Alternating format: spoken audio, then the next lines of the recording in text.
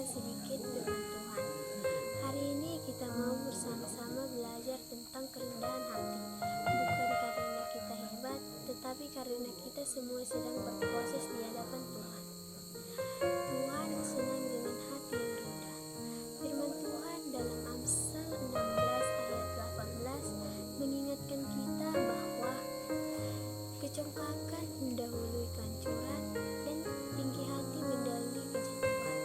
Ini bukan untuk menakut-nakuti, tapi bentuk kasih Tuhan yang mau kita hidup selamat. 1 Petrus ayat 5 sampai ayat 5 berkata, Allah menentang orang yang congkak, tetapi mengasihi orang yang rendah hati.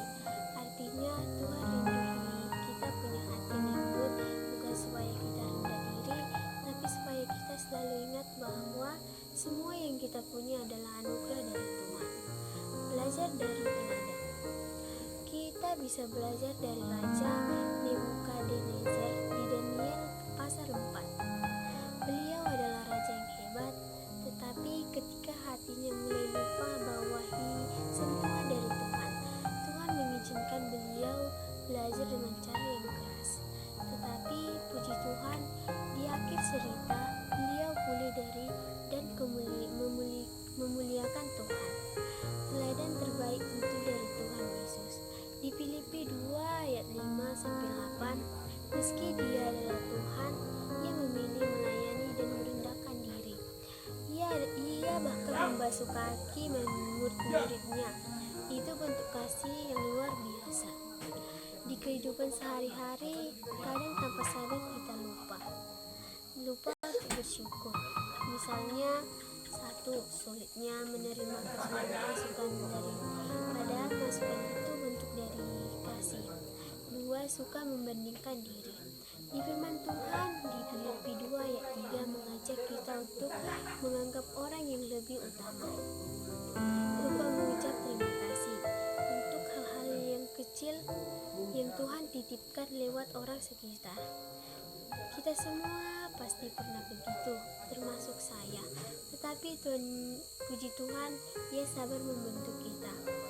Ajakan untuk kita, jadi bagaimana caranya punya hati yang berkenan? Mika 6 ayat 8 memberikan jawaban.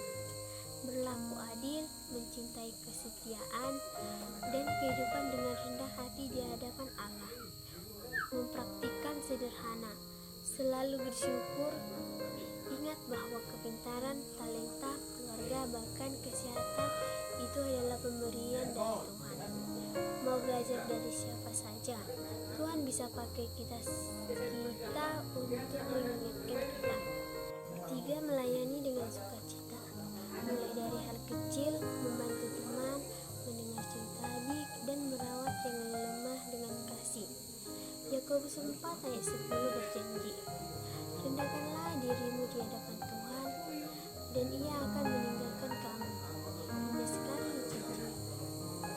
Teman-teman yang dikasihi Tuhan, mari kita sama-sama belajar punya hati seperti Yesus.